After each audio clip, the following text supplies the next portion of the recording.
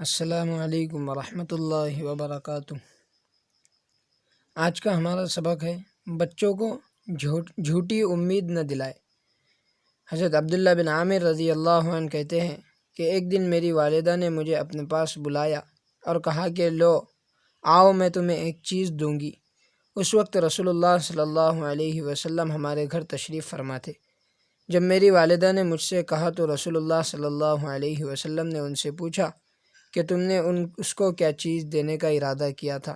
انہوں نے فرمایا کہ میں اس کو ایک کھجور دینا چاہتی تھی۔ رسول اللہ صلی اللہ علیہ وسلم نے یہ سن کر فرمایا کہ یاد رکھو، اگر اس کو تم نے کچھ نہ دیتی تو تمہارے اعمال میں ایک جھوٹ لکھا جاتا۔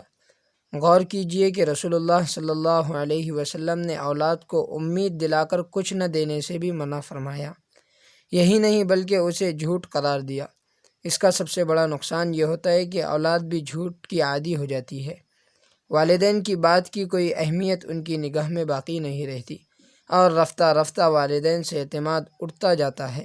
اس لیے ضرورت اس بات کی ہے کہ بچوں سے مذاق میں بھی جھوٹ نہ بولا جائے اور جھوٹی آس و امید دلانے سے حتی الامکان بچا جائے۔ اللہ رب العزت عمل کی توفیق عطا فرمائے۔ السلام علیکم ورحمۃ اللہ وبرکاتہ۔